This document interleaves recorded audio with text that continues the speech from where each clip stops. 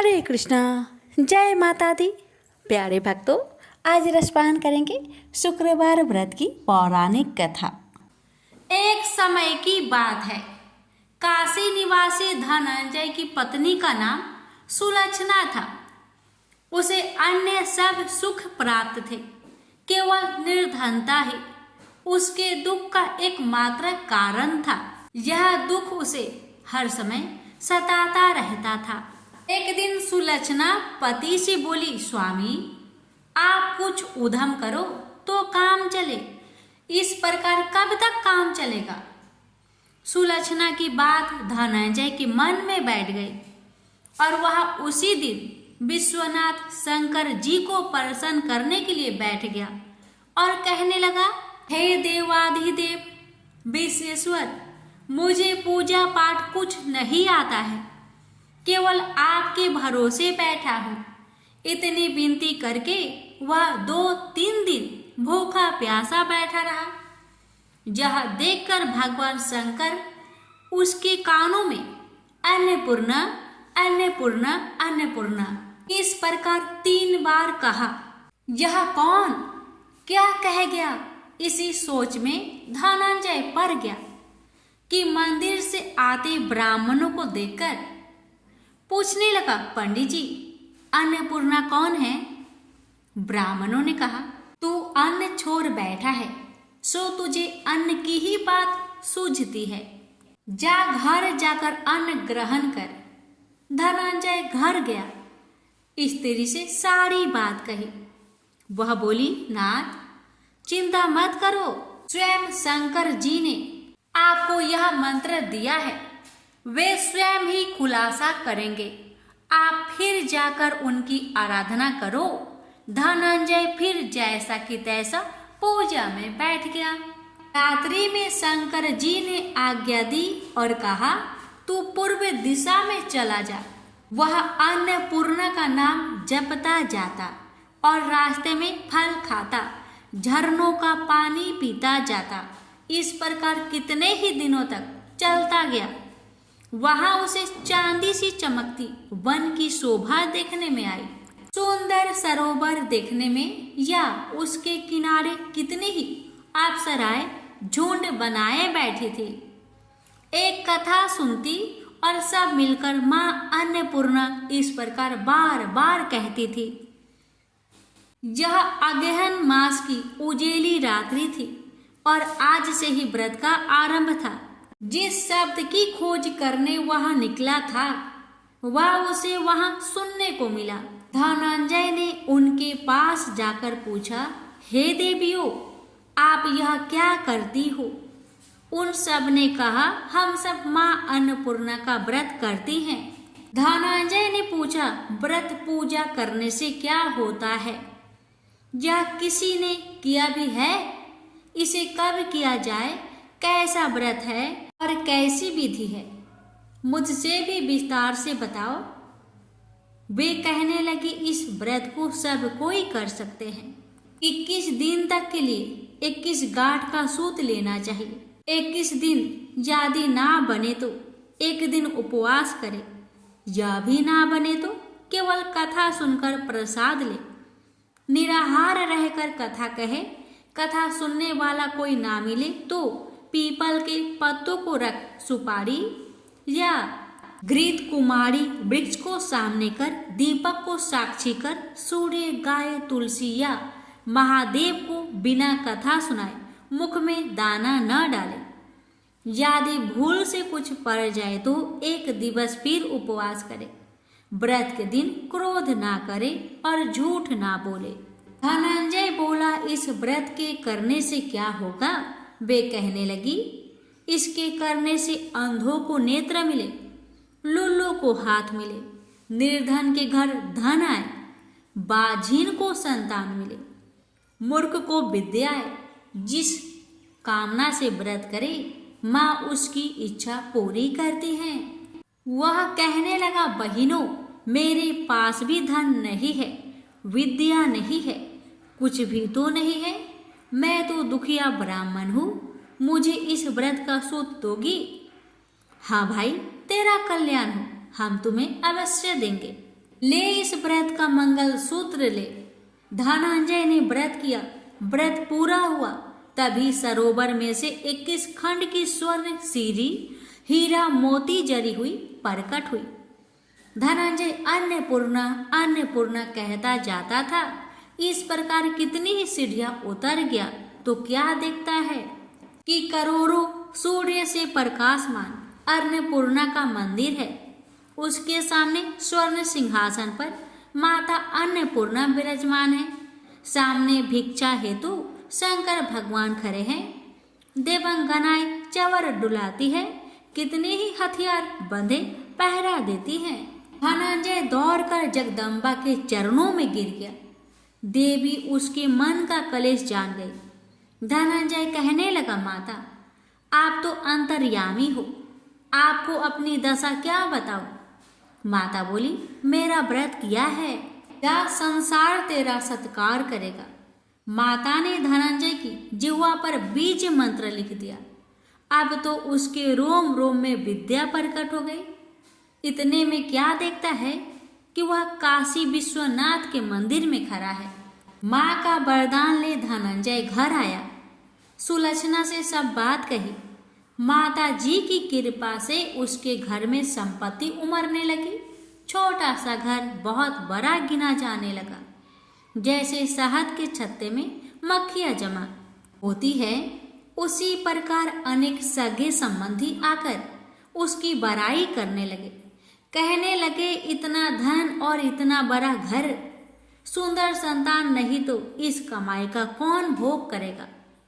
सुलक्षणा से संतान नहीं है, इसलिए तुम दूसरा विवाह करो। अनिच्छा होते हुए भी धनंजय को दूसरा विवाह करना पड़ा और सती सुलक्षणा को सौत का दुख उठाना पड़ा। इस प्रकार दिन बीतते गए। फिर अगहन मास आया। नए बंधन से बंधे पति से सुलक्षणा ने कहलाया कि हम व्रत के प्रभाव से सुखी हुए हैं, इस कारण यह व्रत छोड़ना नहीं चाहिए। यह माता जी का प्रताप है जो हम इतने संपन्न और सुखी हैं। सुलक्षणा की बात सुन धनंजय उसके यहाँ आया और व्रत में बैठ गया। नई बहू को इस व्रत की खबर नहीं थी। वह धनंजय के आने की राह देख रही थी। दिन बीतते गए और व्रत पूर्ण होने में 3 दिवस बाकी थे कि नई बहू को खबर पड़ी। उसके मन में ईर्ष्या की ज्वाला दहक रही थी। सुलक्षणा के घर आ पहुंची और उसने वहां भगदड़ मचा दी। वह धनंजय को अपने साथ ले गई। नए घर में धनंजय को थोड़ी देर के लिए निद्रा ने आ दबाया। इसी समय नई बहू ने उसका व्रत का सूत तोड़कर आग में फेंक दिया। अब तो माता जी का कोप जाग गया। घर में अकस्मात आग लग गई। सब कुछ जलकर खाक हो गया। सुलक्षणा जान गई और पति को फिर अपने घर ले आई। नई बहू रूठकर पिता के घर जा बैठी। पति को परमेश्वर मानने वाली सुलक्षणा बोली, नाथ घबराना नहीं, माता जी की कृपा अलौकिक है। पुत्र कुपुत्र हो जाता है पर माता कुमाता नहीं होती। अब आप श्रद्धा और भक्ति से आराधना शुरू करो, वे जरूर हमारा कल्याण करेगी। धनंजय फिर माता के पीछे पड़ गया। फिर वही सरोवर सीढ़ी प्रकट हुई। उसमें माँ अन्नपूर्णा कहकर वह उतर गया। वहां जा माता जी के चरणों में रुदन करने लगा। माता प्रसन्न हो बोली, यह मेरी स्वर्ण की मूर्ति ले, उसकी पूजा करना, तू फिर सुखी हो जाएगा। जा, तुझे मेरा आशीर्वाद है। तेरी स्त्री सुलक्षणा ने श्रद्धा से मेरा व्रत किया है, उसे मैंने पुत्र दिया है।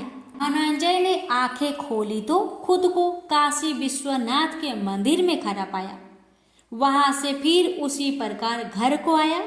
इधर सुलक्षणा के दिन चढ़े और महीने पूरे होते ही पुत्र का जन्म हुआ। गांव में आश्चर्य की लहर दौड़ पड़ी। इस प्रकार उसी गांव के निसंतान सेठ के पुत्र होने पर उसने माता अन्नपूर्णा का मंदिर बनवा दिया। उसमें माताजी धूमधाम से पधारी। यज्ञ किया और धनंजय को मंदिर के आचार्य का पद दे दिया। जीविका के लिए मंदिर की दक्षिणा और रहने के लिए बड़ा सुंदर सा भवन दिया। धनंजय स्त्री पुत्र सहित वहां रहने लगा। माता जी की चढ़ावे में भरपूर आमदनी होने लगी। उधर नई बहू के पिता के घर डाका पड़ा, सब लुट गया।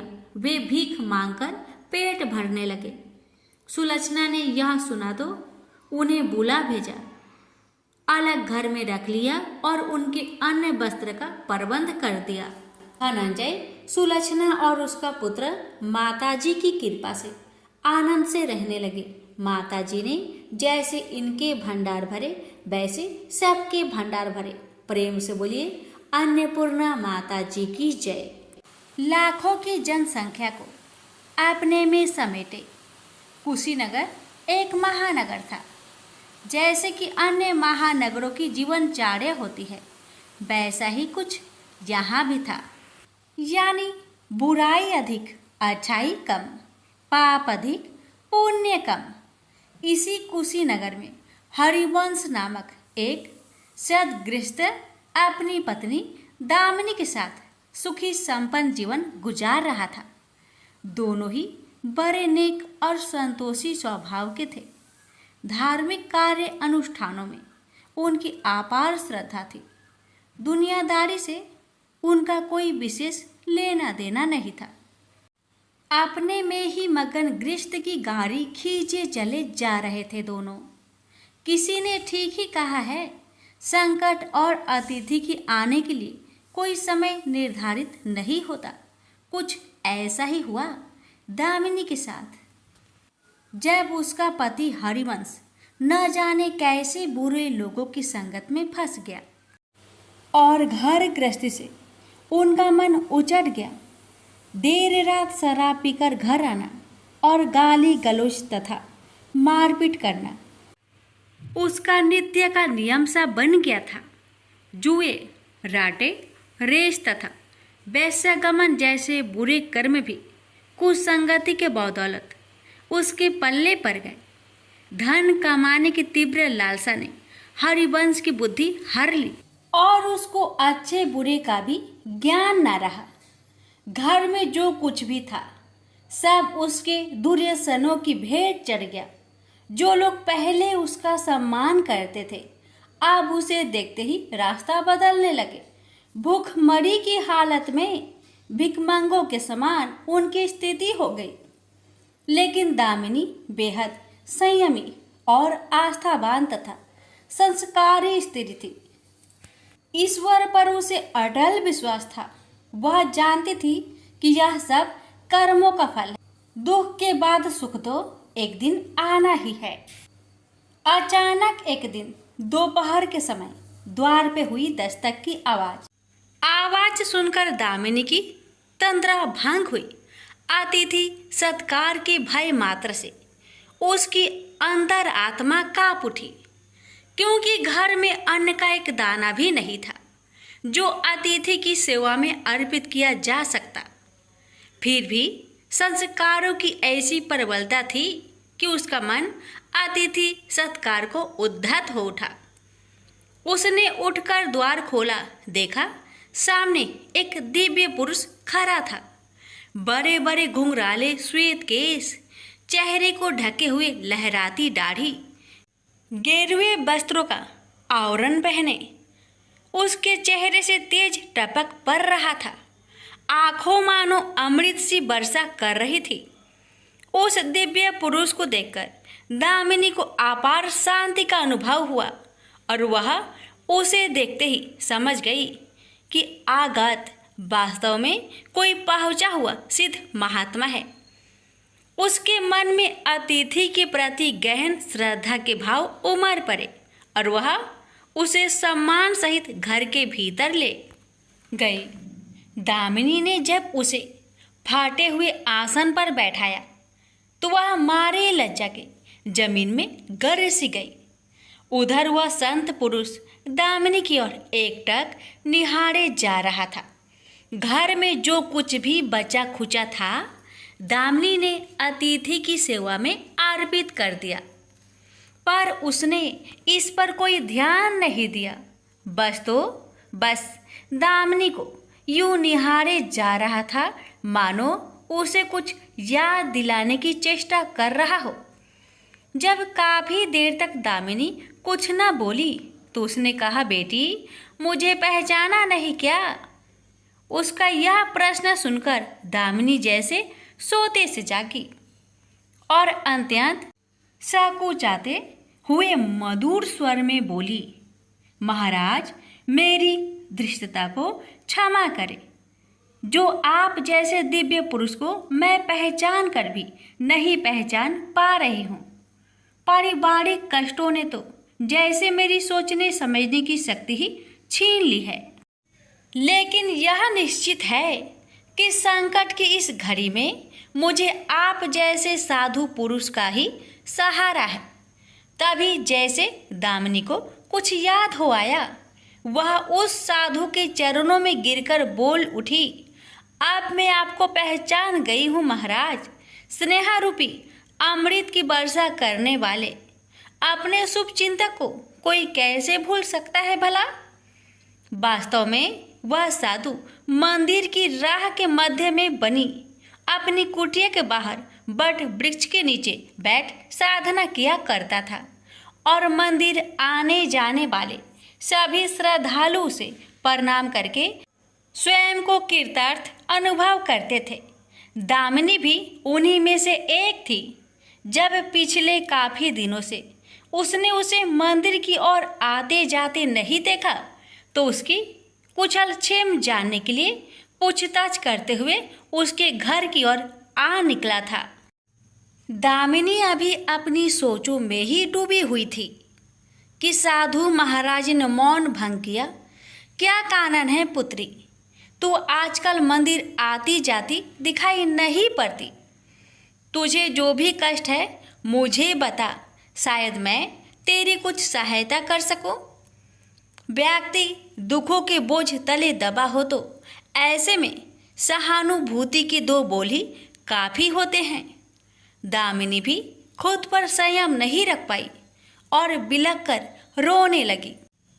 तभी वह साधु वात्सल्यपूर्ण स्वर में बोला, मन छोटा करने से समस्या हल नहीं होगी। सुख दुख तो एक गाड़ी की दो पहियों के समान है। इनका आना जाना तो जिंदगी भर लगा ही रहता है। अपना दुख किसी को बता देने से मन हल्का हो जाता है। कुछ देर चुप रहने के बाद दामिनी ने बोलना शुरू किया, महाराज सर्व सुखों से भरपूर था मेरा घर। कण कण में खुशियों का नित्य होता था। पति भी नेक और ईमानदार थे। सदा जीवन उच्च विचार की आधारशिला पर टिकी थी। हमारी गृहस्थी रुपए पैसे की भी कोई कमी नहीं थी। सुबह शाम घर में ईश्वर वंदना होती थी। लेकिन अचानक न जाने किसकी नज़र लग गई। हमारा भाग्य हमसे रूठ गया। मेरे पति कुछ संगति में फंसकर अपना सब कुछ गवा बैठे। अब तो ऐसा लगता है जैसे साया भी साथ छोड़कर जाने को तैयार बैठा है। भिखारियों से भी बदतर स्थिति हो गई है हमारी। दामिनी की करुण व्यथा सुनकर साधु का हृदय हाहाकार कर उठा। वह द्रवित स्वर में बोल उठा, बेटी कर्म का लिखा तो भोगना ही पड़ता है। तुम्हारे कष्टों का भी कर्मों से नाता है। लेकिन तुम चिंता ना करो, सब कुछ पहले जैसा हो जाएगा। दुख के बाद ही सुख आता है। दुख सहे बिना सुख की सच्ची अनुभूति हो ही नहीं सकती। तो माँ लक्ष्मी के प्रति श्रद्धा जारी रखो। सबका उद्धार करने वाली प्रेम का छलकता सागर है माँ लक्ष्मी। अपने भक्तों पर सदैव उनकी कृपा दृष्टि रहती है। तुम संपूर्ण आस्था के साथ माँ वैभव लक्ष्मी का व्रत करना शुरू करो। तुम्हारी साधना अवश्य रंग लाएगी। दामिनी एक संस्कारी स्त्री थी। धर्म कर्म में उसकी अगाध आस्था थी। माँ वैभव लक्ष्मी के व्रत की बात सुनकर उसका चेहरा दमक उठा। बोली, महाराज यदि इस व्रत को करने से मेरे परिवार पर आई विपदा टल सकती है तो मैं इसे जरूर करूँगी। आप मुझे बताएं कि इस व्रत को कब और कैसे किया जाता है। साधु महाराज दामिनी की भक्ति भावना देखकर प्रसन्न होकर बोले, बेटी, सारे जगत का कल्याण करने वाली माँ वैभव लक्ष्मी के व्रत की विधि में जन कल्याण तुम्हें बता रहा हूँ। प्रत्येक शुक्रवार को यह व्रत किया जाता है। सर्वप्रथम जितने शुक्रवार को यह व्रत करना हो उसका संकल्प लेकर माँ वैभव लक्ष्मी को मन ही मन प्रणाम करें। स्नान आदि से निवृत्त होकर स्वच्छ धवल वस्त्र पहनकर पूरब दिशा की ओर मुख करके आसन पर बैठे।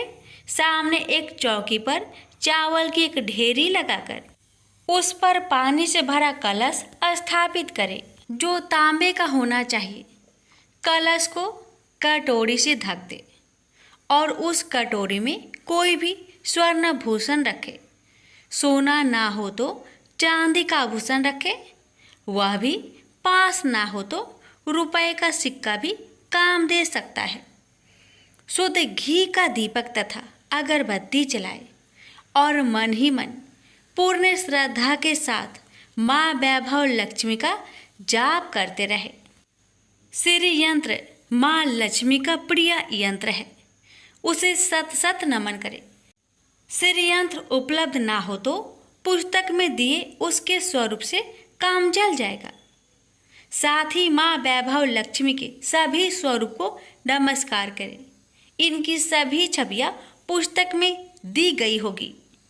कटोरी में रखे गहने या रुपए पर हल्दी, कुमकुम तथा अक्षत अर्पित करें। कोई भी मिष्टान प्रसाद के रूप में रखे संभव ना हो पाए तो गुड़ या शक्कर से भी काम चल सकता है। फिर श्रद्धापूर्वक माँ की आरती करके 14 बार प्रेम सहित बोले, जय माँ वैभव लक्ष्मी। माँ वैभव लक्ष्मी मेरी मनोकामना पूरी करे, ऐसा संकल्प लेकर सच्चे मन से माँ से विनती करे। प्रसाद बांटे और स्वयं भी ग्रहण करे। दिन में एक बार स्वास्तिक भोजन करे। यदि संभव हो तो उपवास रखे। पूजा में रखा गहना या रुपए लाल कपड़े में लपेटकर सुरक्षित रख ले। यह आगे आने वाले शुक्रवार को पूजा में काम आएगा। कलश में भरा जल तुलसी के पौधे को समर्पित कर दे तथा अक्षत पंछियों को आहार स्वरूप डाले। ऐसी शास्त्रोक्त विधि से व्रत करने वाले को शीघ्र फल मिलता है। साधु महाराज के मुख रविंद से यह वृत्तांत सुन दामिनी पुलकित हो उठी। उनके चरण स्पर्श कर उत्साहित स्वर में बोली, अब लगे हाथ उद्यापन की विधि भी बता दे महाराज। इसके बिना तो व्रत अधूरा ही रह जाएगा। अवश्य बेटी, कहकर साधु महाराज उद्यापन की विधि बताने लगे। चाहे जितने भी शुक्रवार प्राय 11 या 21 व्रत करने का संकल्प लिया हो, लेकिन मन में माँ वैभव लक्ष्मी के प्रति श्रद्धा तथा आस्था बारंबार बनी रहनी चाहिए। जिस दिन अंतिम शुक्रवार का व्रत हो उस दिन शास्त्रोक्त विधि से उद्यापन किया जाता है। अन्य शुक्रवारों की भांति ही इस दिन भी पूजन करें। हाँ, प्रसाद के रूप में खीर अवश्य रखें। पूजा के बाद नारियल फोड़कर 7 कुंवारी कन्याओं को चरण धोकर कुमकुम का तिलक लगाकर पूजन करें। उन्हें सामर्थ्य अनुसार दक्षिणा दें और माँ वैभव लक्ष्मी व्रत की पुस्तकें उपहार स्वरूप भेंट में दें। फिर प्रसाद के रूप में खीर वितरित करें। अब माँ वैभव लक्ष्मी के सभी स्वरूप को मन ही मन नमन करते हुए कहे, हे माँ, यदि मैंने शुद्ध तथा निर्मल हृदय से आपकी स्तुति करते हुए वैभव लक्ष्मी व्रत विधि विधान अनुसार पूर्ण किया हो तो मेरी मनोकामना अवश्य पूरी करना। संतानहीनों को संतान देने वाली, दुखियों का दुख हरने वाली, अखंड सौभाग्य का वरदान देने वाली, कुंवारी कन्याओं को मन चाहा वर देने वाली माँ वैभव लक्ष्मी, आपकी महिमा अपरंपार है। अपने हर भक्त की विपत्तियां हरकर उन्हें सुख समृद्धि प्रदान करना। साधु महाराज से वैभव लक्ष्मी व्रत का शास्त्रोक्त ज्ञान प्राप्त करके दामिनी भाव विभोर हो उठी। उसे अपने भीतर एक अनोखे तथा असीमित आत्मबल का संचार होता महसूस हुआ। उसने भी माँ वैभव लक्ष्मी के 21 व्रत आते शुक्रवार से शुरू करने का संकल्प लेकर साधु महाराज को आदर सहित विदा किया और मन ही मन माँ वैभव लक्ष्मी का स्तुति गान करने लगी। 2 दिन बाद ही शुक्रवार आ गया। उससे पहली रात दुखों की मारी दामिनी ठीक से सो भी न सकी। माँ वैभव लक्ष्मी के व्रत करने से उसकी समस्याओं का अंत हो जाएगा, यह सोचकर वह मुंह अंधेरी उठ बैठी और स्नान आदि कर स्वच्छ वस्त्र धारण किए। आसन पर पूर्व दिशा की ओर मुंह करके दामिनी ने अपने सम्मुख रखी चौकी पर चावल की छोटी सी ढेरी बनाकर उस पर तांबे का कलश रखा। लेकिन जब स्वर्ण भूषण रखने की बात आई तो धर्म संकट में पड़ गई। सारे गहने पति ने दुर्योधनों की भेंट चढ़ चुके थे। विवाहित स्त्री थी तो मंगलसूत्र भी उतार कर नहीं रख सकती थी और कोई गहना था नहीं। तभी उसे उन नन्ही पायलों का स्मरण हो आया जो उसने अपनी आने वाली संतान के लिए बनवाकर रख छोड़ी थी और पति की निगाहों से उन्हें बचाकर रखा था। उसने झटपट वह पायलें निकाली और गंगा जल से धोकर उन्हें शुद्ध करके कलश पर रखी कटोरी में डाल दिया। डिब्बे की तली में से बची खुची शक्कर निकालकर उसे प्रसाद के रूप में रखा और विधि अनुसार व्रत किया। सर्वप्रथम उसने अपने पति को प्रसाद दिया। आने वाला पूरा सप्ताह बड़े ही हंसी खुशी से बीता। बात बात पर झल्ला उठने वाला उसका पति अपेक्षाकृत शांत तथा संयत रहा। कोई मारपीट तथा कलेश घर में नहीं हुआ। इसे दामिनी ने माँ वैभव लक्ष्मी का चमत्कार समझा और मन ही मन उन्हें प्रणाम किया। माँ वैभव लक्ष्मी के प्रति उसकी आस्था और भी बलवती हो गई। इसी प्रकार शास्त्रोक्त विधि से दामिनी ने 20 शुक्रवार के व्रत पूरे कर लिए। इस बीच कई परिवर्तन हुए थे। उसका पति कुसंगति छोड़कर सीधी राह पर आ गया था और उसका कामकाज भी जमने लगा था। घर में यदि किसी चीज की बहुतायत नहीं थी तो कमी भी नहीं रह गई थी। यह सब माँ वैभव लक्ष्मी के चमत्कार और दामिनी की आस्था तथा विश्वास का परिणाम था। 21वें शुक्रवार को व्रत का उद्यापन करना था। साधु महाराज के वचन अब भी मानो दामिनी के कानों में गूंज रहे थे। उनकी बताई विधि के अनुसार ही दामिनी ने शास्त्रोक्त विधि से उद्यापन किया। 7 कुंवारी कन्याओं को भोजन कराकर दक्षिणा दी। आसपास की सौभाग्यवती स्त्रियों में प्रसाद तथा माँ वैभव लक्ष्मी व्रत कथा की पुस्तकें वितरित की। माँ वैभव लक्ष्मी के हर स्वरूप को प्रणाम किया और कहा, आपकी महिमा निराली है माँ। आपने मेरे सारे दुख हर लिए, मेरी सभी मनोकामनाएं पूर्ण कर दी। मेरा उजड़ा घर फिर से बस गया। मेरा यह नया जीवन आप ही की देन है माँ। मैं आजीवन आपकी पूजा अर्चना करूंगी और दूसरों को भी आपकी महिमा से अवगत कराकर वैभव लक्ष्मी के व्रत रखने के लिए प्रेरित करूंगी। बोलो जय माँ वैभव लक्ष्मी, आपकी सदा ही जय हो। हे वैभव लक्ष्मी माता, आपकी कथा को कहने वाले, सुनने वाले और श्रद्धापूर्वक हुक्कार भरने वाले सभी भक्तों पर अपनी कृपा सदा सर्वदा बनाए रखना। जय हो वैभव लक्ष्मी माता की जय। एक बुढ़िया माई थी। उसके 7 लड़के थे। 6 कमाने वाले थे और एक निकम्मा था, कमाता कुछ नहीं था। बुढ़िया माई अपने 6 बेटों के लिए भोजन बनाती थी और उनको भोजन कराती और उनसे जो कुछ जूठन बचती वह 7वें बेटे को देती थी। एक दिन 7वां बेटा अपनी पत्नी से बोला, देखो मेरी माँ को मुझ पर कितना प्रेम है। वह बोली, क्यों नहीं, सबका जो जूठा तुमको खिलाती है। वह बोला, ऐसा नहीं हो सकता, मैं जब तक अपनी आंखों से ना देख लूं मैं मान नहीं सकता कि मेरी माँ मेरे साथ ऐसा कर सकती है। कुछ दिन बाद त्योहार आया। घर में 7 प्रकार के भोजन और चूरमे के लड्डू बने। अब सबसे छोटे लड़के ने यानी कि 7वें लड़के ने अपना सिर दुखने का बहाना बनाया और पतला चादर ओढ़कर रसोई घर में सो गया, ये देखने के लिए कि मेरी माँ मुझे जूठे भोजन देती है या फिर बनाई हुई ताजी भोजन देती है। लड़का झूठ मूठ का सोने के नाटक करके रसोई घर में सोया हुआ है। वह पतले चादर के अंदर से सब कुछ देख रहा था। तभी 6 भाई भोजन करने आए।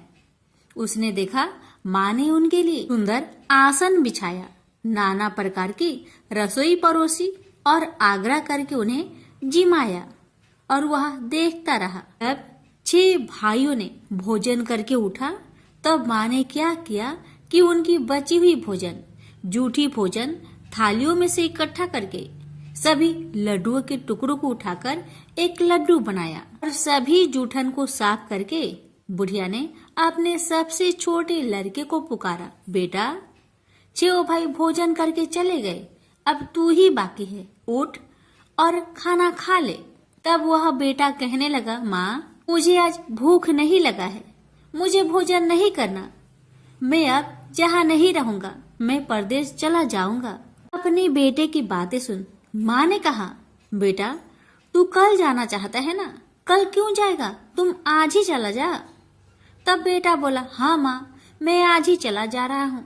यह कहकर वह घर से निकल गया। चलते समय पत्नी की याद आई। वह गौशाला में उपले थाप रही थी। वहां जाकर वह बोला, हम जावे परदेश, आवेंगे कुछ काल, तुम रहियो संतोष से, धर्म अपनो पाल। पत्नी बोली, जाओ पिया आनंद से, हमरो सोच हटाए, राम भरोसे हम रहे, ईश्वर तुम्हें सहाय। 2 निशानी आपन, देख धरो में धीर, सुधी मती हमारी, बिसारियो रखियो मन गंभीर। पति बोला, मेरे पास तो कुछ नहीं, यह अंगूठी है, सो ले और अपनी कुछ निशानी मुझे भी दे। पत्नी बोली, मेरे पास क्या है, यह गोबर से भरा हाथ। यह कहकर पति की पीठ पर गोबर के हाथ की थाप मार दी। अब पति चल दिया। चलते चलते दूर देश पहुंचा। वहां एक साहूकार की दुकान थी। वहां जाकर कहने लगा, भाई मुझे नौकरी पर रख लो। साहूकार को जरूरत थी तो वह बोला, रह जाओ। लड़के ने पूछा, तनख्वाह क्या दोगे? तो साहूकार ने कहा, तुम्हारा काम देखकर तब हम दाम देंगे। साहूकार की नौकरी मिली। वह सुबह 7 बजे से 10 बजे तक नौकरी करने लगा। कुछ दिनों में दुकान का सारा लेन देन, हिसाब किताब, ग्राहकों को माल बेचना, सारा काम करने लगा। साहूकार के 7-8 नौकर थे। वे सब चक्कर खाने लगे। यह तो बहुत होशियार बन गया है। सेठ ने भी काम देखा और 3 महीने में ही उसे आधे मुनाफे का हिस्सेदार बना लिया। वह कुछ वर्ष में ही नामी सेठ बन गया और मालिक सारा कारोबार उस पर छोड़कर चला गया। इधर पति की अनुपस्थिति में उसकी पत्नी को सास ससुर दुख देने लगे। सारी गृहस्थी का काम करा के उसे लकड़ी लेने जंगल में भेजते हैं। इस बीच घर के आटे से जो भूसी निकलती उसकी रोटी बनाकर रख दी जाती और उसके साथ ही फूटे नारियल की नारेली में पानी। एक दिन वह लकड़ी लेने जा रही थी। रास्ते में बहुत सी स्त्रियां संतोषी माता की व्रत करते दिखाई दी। वह लड़की खड़ी होकर कथा सुनने लगी और पूछा, बहनों, तुम किस देवता की व्रत करती हो और उसके करने से क्या फल मिलता है? यदि तुम इस व्रत का विधान मुझे समझाकर कहोगी तो मैं तुम्हारा बड़ा एहसान मानूंगी। तब उनमें से एक स्त्री बोली, सुनो बहन, यह संतोषी माता का व्रत है। इसके करने से निर्धनता, दरिद्रता का नाश होता है और जो कुछ मन में कामना हो सब संतोषी माता की कृपा से पूरी होती है। तब उसने उससे व्रत की विधि पूछी। वह भक्तिनी स्त्री बोली, 1.25 आने का गुड़ चना लेना, इच्छा हो तो 5.25 आने का लेना, या फिर 1.25 रुपए का भी सहूलियत के अनुसार लाना। बिना परेशानी और श्रद्धा व प्रेम से जितना भी बन पड़े सवाया लेना। प्रत्येक शुक्रवार को निराहार रहकर कथा सुनना। इसके बीच कर्म टूटे नहीं, लगातार नियम पालन करते रहना। सुनने वाला कोई न मिले तो घी का दीपक जला उसके आगे या जल के पात्र के सामने रखकर कथा कहना। जब कार्य सिद्ध न हो नियम का पालन करना और कार्य सिद्ध हो जाने पर व्रत का उद्यापन करना। 3 मास में माता फल पूरा करती है। यदि किसी के ग्रह खोटे भी हो तो भी माता वर्ष भर में कार्य सिद्ध करती है। फल सिद्ध होने पर उद्यापन कर लेना चाहिए, बीच में नहीं। उद्यापन में 2.5 सेर आटे का खाजा तथा इसी परिमाण में खीर तथा चने का साग करना। 8 लड़कों को भोजन कराना, जहाँ तक मिले देवर, जेठ, भाई बंधु के हो, न मिले तो रिश्तेदारों और पास पड़ोसियों को बुलाना। उन्हें भोजन करा यथाशक्ति दक्षिणा दे। माता का नियम पूरा करना। उस दिन घर में खटाई न खाना। यह सुन बुढ़िया माई के लड़के की बहू चल दी। रास्ते में लकड़ी की बोझ को बेच दिया और उन पैसों से गुड़ चना ले माता की व्रत की तैयारी कर आगे चली और सामने मंदिर देखकर पूछने लगी, यह मंदिर किसका है? सब कहने लगे, संतोषी माता का मंदिर है। यह सुनकर माता के मंदिर में जाकर चरणों में लौटने लगी। दीन हो विनती करने लगी, माँ, मैं निपट अज्ञानी हूँ, व्रत के कुछ भी नियम नहीं जानती, मैं दुखी हूँ। हे माँ, जगत जननी, मेरा दुख दूर कर, मैं तेरी शरण में आई हूँ। माता को दया आई। एक शुक्रवार बीता कि दूसरे को उसके पति का पत्र आया और तीसरे शुक्रवार को उसका भेजा हुआ पैसा आ पहुंचा। यह देख जेठ जेठानी मुंह सिडोकने लगी। लड़के ताने देने लगे।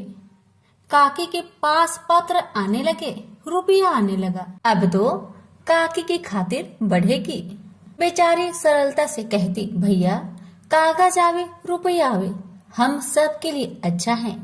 ऐसा कहकर आंखों में आंसू भरकर संतोषी माता के मंदिर में आ मातेश्वरी के चरण में गिरकर रोने लगी। माँ, मैंने तुमसे पैसा कब मांगा है माँ? मुझे पैसे से क्या काम है माँ? मुझे तो अपने सुहाग से काम है। मैं तो अपनी स्वामी के दर्शन मांगती हूँ माँ। तब माता ने प्रसन्न होकर कहा, जा बेटी, तेरा स्वामी आएगा। यह सुनकर खुशी से बावली होकर घर जा पहुंची, अपना काम काज करने लगी। अब संतोषी माँ विचार करने लगी, इस भोली पुत्री को मैंने कह तो दिया कि तेरा पति आएगा, लेकिन कैसे? वह तो इसे सपने में भी याद नहीं करता। उसे याद दिलाने को मुझे ही जाना पड़ेगा। इस तरह माता जी उस बुढ़िया के बेटे के पास जा सपना में प्रकट हो कहने लगी, साहूकार के बेटे, तुम सो रहा है या जागता है? वह कहने लगा, माता, मैं सोता भी नहीं जागता भी नहीं, कहो क्या आज्ञा है? माता कहने लगी, तेरे घर बार कुछ है कि नहीं? वह बोला, मेरे पास सब कुछ है माँ। माँ बाप है, पत्नी है, क्या कमी है माँ? माँ बोली, भोले पुत्र, तेरी पत्नी घोर कष्ट उठा रही है, तेरे माँ बाप उसे परेशान कर रहे हैं। वह तेरे लिए तरस रही है, तू उसकी सुधि ले। वह बोला, हाँ माताजी, यह तो मालूम है, परंतु जाऊं तो कैसे?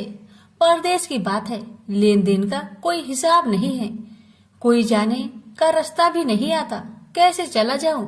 माँ कहने लगी, मेरी बात मान, सवेरे नहा धोकर संतोषी माता का नाम ले, घी का दीपक जला, दंडवत कर दुकान पर बैठ। देखते देखते तेरा सारा लेन देन चुक जाएगा, जमा का माल बिक जाएगा, साज होते होते धन का भारी ढेर लग जाएगा। माता की बात मानकर वह नहा धोकर संतोषी माता को दंडवत घी का दीपक जला। थोड़ी देर में देने वाले रुपए लाने लगे, लेने वाले हिसाब लेने लगे। कोठे में भरे सामान की खरीदारी नगद दाम में दे सौदा करने लगे। शाम तक धन का भारी ढेर लग गया। मन में माता का नाम ले चमत्कार देख प्रसन्न होकर घर ले जाने के वास्ते गहना कपड़ा सामान खरीदने लगा। यह काम से निपट तुरंत घर को रवाना हुआ। उधर उसकी पत्नी जंगल में लकड़ी लेने जाती है। लौटते वक्त माता जी के मंदिर में विश्राम करती है। वह तो उसके प्रतिदिन रुकने का जो स्थान ठहरा। धूल उड़ती देख वह माता से पूछती है, हे माता, यह धूल कैसे उड़ रही है? माता कहती है, हे पुत्री, तेरा पति आ रहा है, अब तू ऐसा कर, लकड़ियों के 3 बोझ बना ले, एक नदी के किनारे रख और दूसरा मेरे मंदिर पर, वह तीसरा अपने सिर पर। तेरे पति को लकड़ियों का गट्टर देख मोह पैदा होगा, वह यहाँ रुकेगा, नाश्ता पानी खाकर माँ से मिलने जाएगा। तब तू लकड़ियों का बोझ उठाकर जाना और चौक में गट्टर डालकर जोर से आवाज देकर कहना, लो सासू जी, लकड़ियों का गट्टर लो, भूसी की रोटी दो, नारियल की खोपरे में पानी दो, आज मेहमान कौन आया है? माताजी बहुत अच्छा कहकर वह प्रसन्न मन से लकड़ियों के 3 गट्टर बनाई, एक नदी के किनारे पर और एक माताजी के मंदिर पर रखा। इतने में मुसाफिर आ पहुंचा। सूखी लकड़ी देख उसकी इच्छा उत्पन्न हुई कि हम यहीं पर विश्राम करें और भोजन बनाकर खा पी कर गाँव जाए। इसी तरह रुककर भोजन बना, विश्राम करके गाँव को गया। सबसे प्रेम से मिला। उसी समय सिर पर लकड़ी का गट्टर लिए वह उतावली सी आती है। लकड़ियों का भारी बोझ आंगन में डालकर जोर से 3 आवाज देती है, लो सासू जी, लकड़ियों का गट्टर लो, भूसी की रोटी दो, आज मेहमान कौन आया है? यह सुनकर उसकी सास बाहर आकर अपने दिए हुए कष्टों को भुलाने हेतु कहती है, बहू ऐसा क्यों कहती है?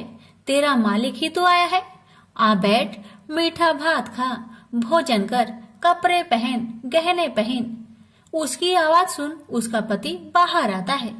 अंगूठी देख व्याकुल हो जाता है और माँ से पूछता है, माँ यह कौन है?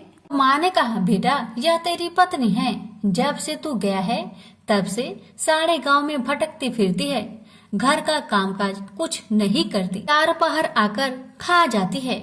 वह बोला, ठीक है माँ, मैंने इसे भी देखा और तुम्हें भी, अब दूसरे घर की ताली दो, मैं उसमें रहूंगा। माँ बोली, ठीक है, जैसी तेरी मर्जी।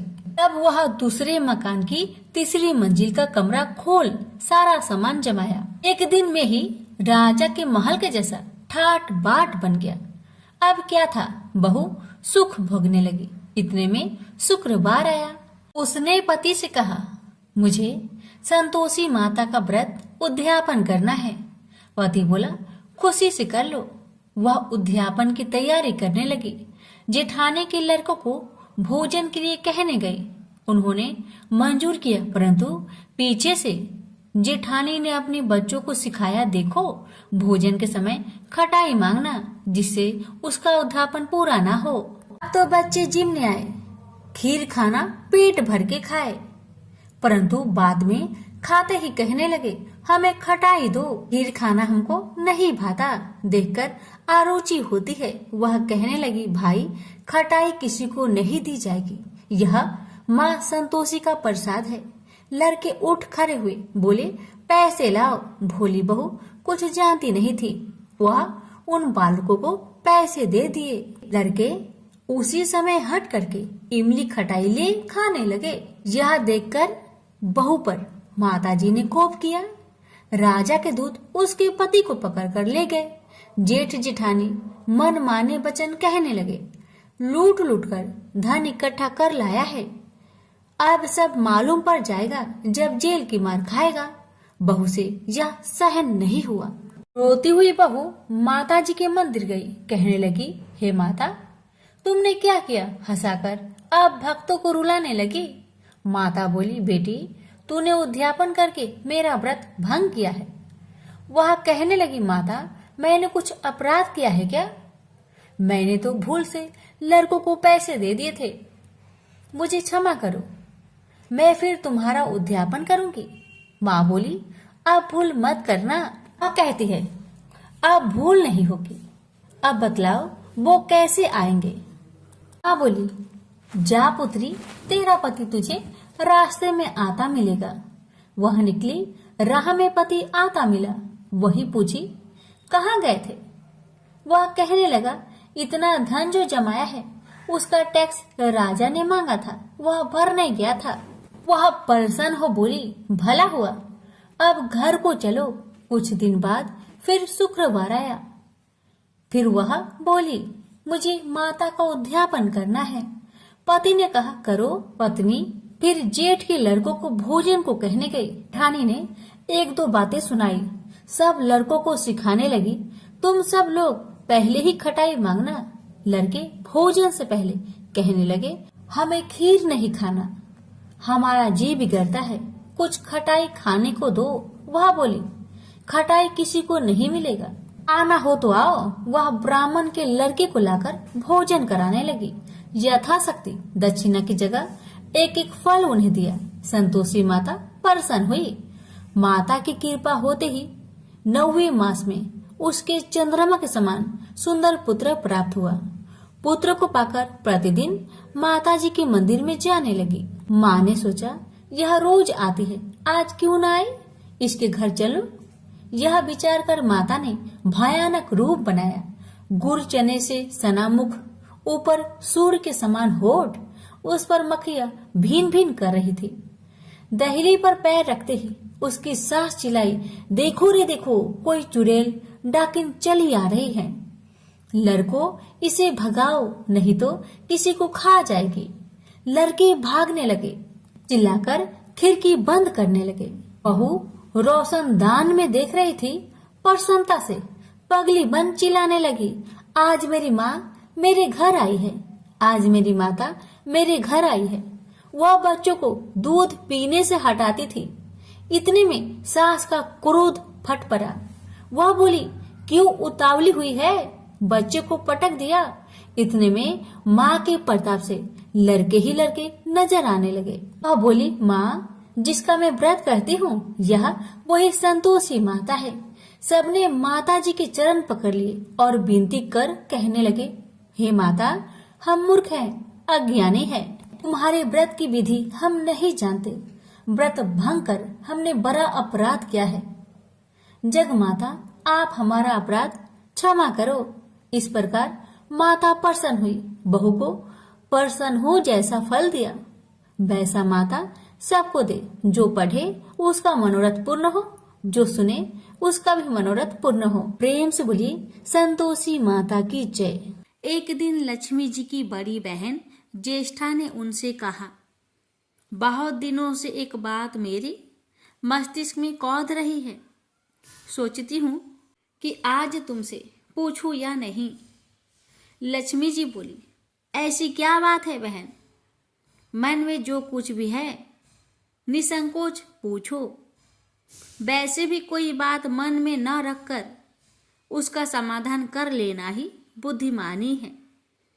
लक्ष्मी जी ने मुस्कुराकर कहा, मैं अक्सर यही सोचती रहती हूँ कि सुंदरता में हम दोनों बराबर हैं, फिर भी लोग तुम्हारा आदर करते हैं और मैं जहाँ भी जाती हूँ वहाँ उदासी छा जाती है। मुझे लोगों की घृणा और क्रोध का शिकार होना पड़ता है, जबकि हम दोनों सगी बहनें हैं। ऐसा क्यों? लक्ष्मी जी ने हंसकर कहा, सगी बहन या समान सुंदरता होने से ही आदर नहीं मिलता, उसके लिए अपने को भी कुछ करना चाहिए। लोग मेरा आदर इसलिए करते हैं क्योंकि मैं उनके घर पहुंचते ही सुख के साधन जुटा देती हूँ। संपत्ति और वैभव से आनंदित होकर लोग मेरा उपकार मानते हैं, तभी मेरी पूजा करते हैं। उधर तुम्हारा यह हाल है कि जिसके यहाँ भी तुम जाती हो उसको गरीबी, रोग और आपदा सहनी पड़ती है। इसी वजह से लोग तुमसे घृणा करते हैं। कोई आदर नहीं करता। आदर पाना है तो दूसरों को सुख पहुंचाओ। ज्येष्ठा को लक्ष्मी जी की बात चुभ गई। उन्हें लगा कि लक्ष्मी को अपनी महिमा का अभिमान हो गया है। उन्होंने तड़प कर कहा, लक्ष्मी, तुम मुझसे हर बात में छोटी हो, अवस्था में भी और प्रभाव में भी।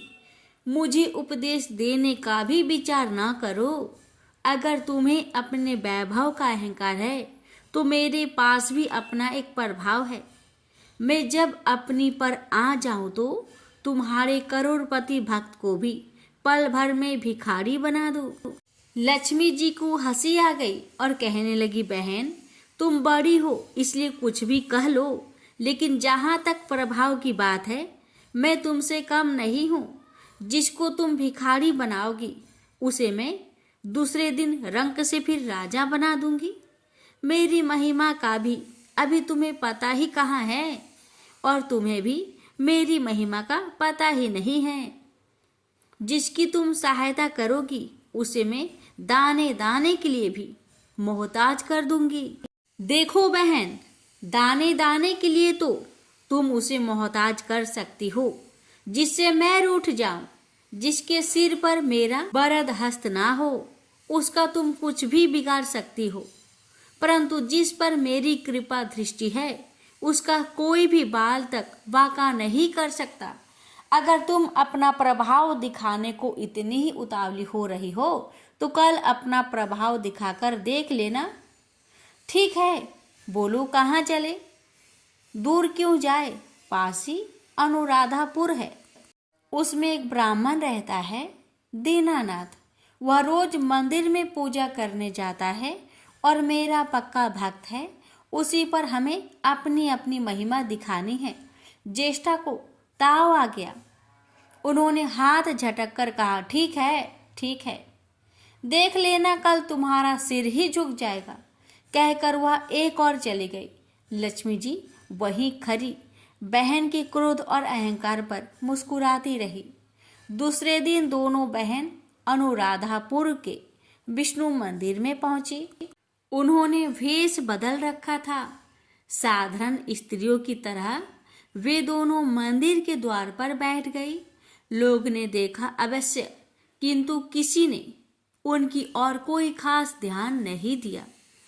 ध्यान देने वाली कोई खास बात भी नहीं थी। वह मंदिर था और वहां हर रोज दीन दुखी आते जाते रहते थे। वहां आने वाले सभी किसी न किसी परेशानी में घिरे रहते थे। फिर भला उन्हें किसी दूसरे की परेशानी से क्या सरोकार हो सकता था। थोड़ी देर बाद उन्हें दीनू पंडित आया। दोनों बहनों की नज़र उस पर जम गई। पूजा करके जब वह लौटने लगा तो ज्येष्ठा ने कहा, लक्ष्मी, वह तुम्हारा भक्त आ रहा है, बन पड़े तो कोई सहायता करो। हाँ, करती हूँ, कहकर लक्ष्मी जी ने एक पोला बांस दीनू के रास्ते में रख दिया जिसमें मोहरें भरी हुई थी। ज्येष्ठा ने बांस को छूकर कहा, अब तुम मेरा प्रभाव भी देख लेना। पूजा करके लौट रहे दीनू ने रास्ते में पड़ा हुआ वह बांस का टुकड़ा उठा लिया। उसका विचार था कि वह किसी न किसी काम में आ जाएगा। घर में 100 जरूरतें होती हैं। अभी वह पंडित कुछ ही आगे बढ़ा था कि उसे एक लड़का मिला। लड़के ने पहले पंडित जी से राम राम की, फिर बड़ी ही नम्रता से बोला, पंडित जी, मुझे अपनी चारपाई के लिए बिल्कुल ऐसा ही बांस चाहिए। दादाजी ने यह कहकर भेजा है कि जाओ बाजार से ले आओ। ऐसा बांस पंडित जी कहाँ मिलेगा? दीनू ने कहा, मैंने मोल नहीं लिया, रास्ते में पड़ा था सो उठा लाया। लो, तुम्हें ज़रूरत है तो तुम ही रख लो, वैसे बाजार में 1 रुपए से कम का नहीं है। लड़के ने चवन्नी देते हुए कहा, मगर मेरे पास तो यह चवन्नी है। पंडित जी, अभी तो आप इसे ही रखिए, बाकी 12 आने शाम को दे जाऊंगा। पंडित जी खुश थे कि बिना किसी हील हुज्जत के रुपया कमा लिया। दीनू पंडित जी ने चवन्नी लेकर बांस लड़के को दे दिया और वह चवन्नी अपनी डोलची में रख दी। मंदिर के पास खड़ी दोनों देवियाँ यह सारी लीला देख रही थी। ज्येष्ठा ने कहा, लक्ष्मी देखो, तुम्हारी इतनी सारी मोहरें मात्र एक चवन्नी में बिक गई। और अभी क्या, यह चवन्नी भी तुम्हारे भक्त के पास नहीं रुकेगी। चलो उसके पीछे चलते हैं और देखते हैं कि क्या होता है। दोनों बहनें दीपू के पीछे पीछे चलने लगी। एक तालाब के पास दीनू ने डोलची रख दी और कमल के फूल तोड़ने लगा। उसी बीच एक चरवाहे का लड़का आया और डोलची में रखी हुई चवन्नी लेकर भाग गया। दीनू को पता ही नहीं चला। फूल तोड़कर वह अपने घर चलने लगा।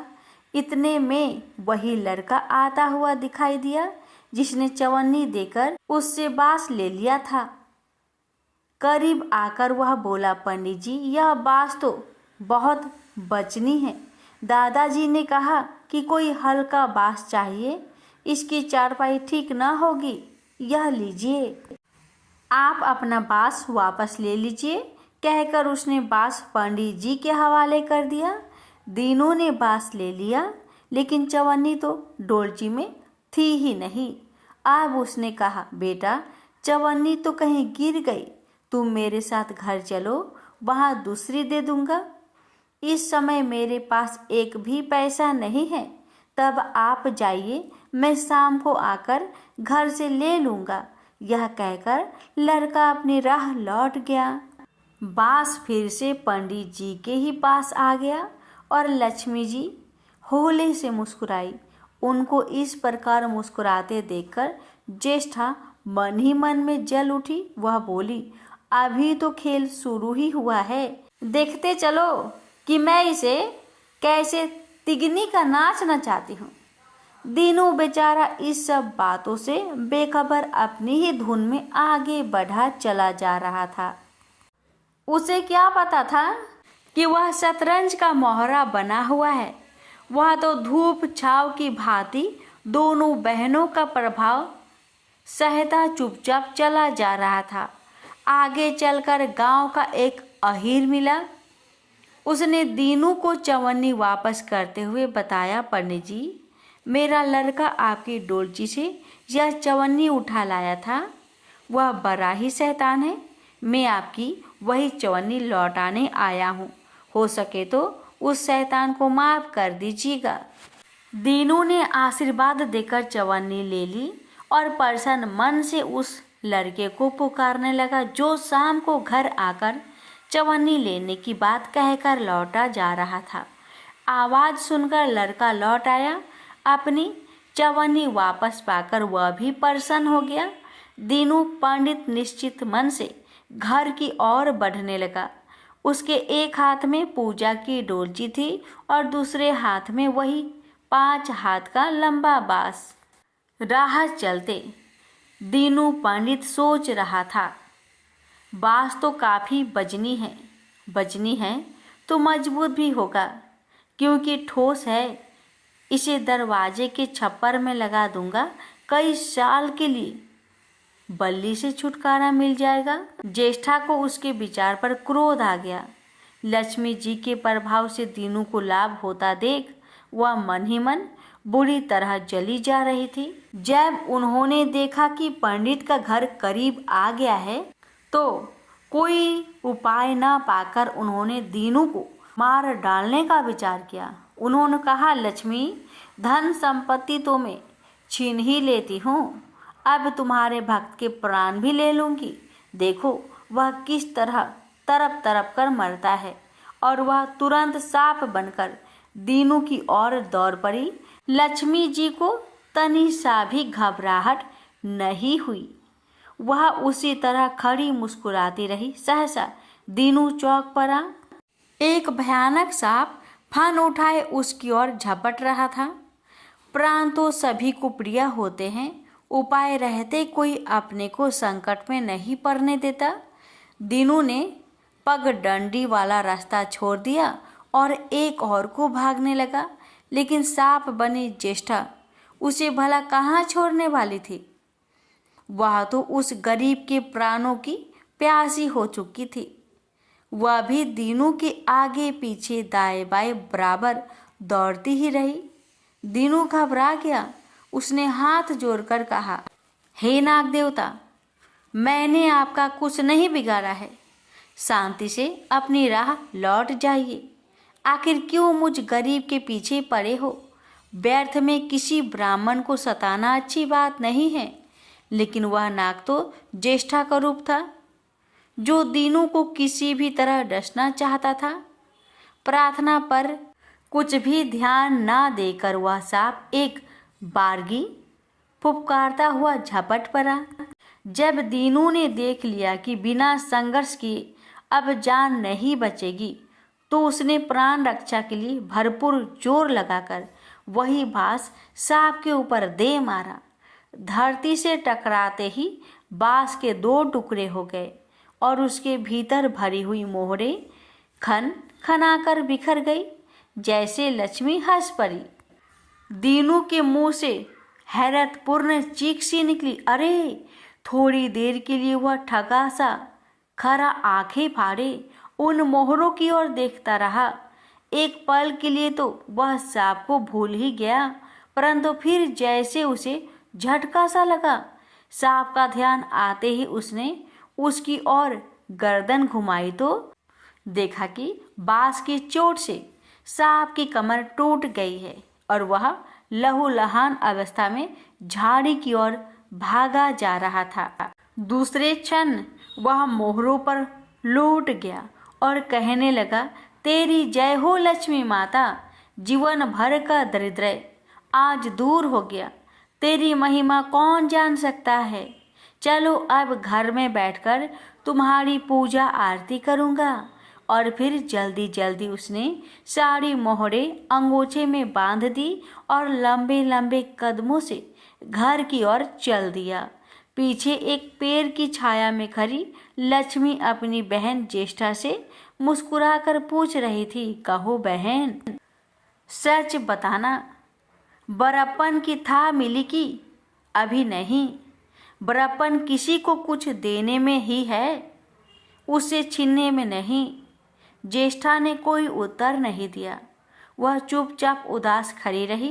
लक्ष्मी जी ने उनका हाथ पकड़कर कहा, फिर भी हम दोनों बहनें हैं, जहाँ रहेंगी साथ ही रहेंगी। आओ अब चले। प्यारे भक्तों, तो ये थी लक्ष्मी जी की महिमा की कथा। प्रेम से बोलिए महालक्ष्मी माता की जय।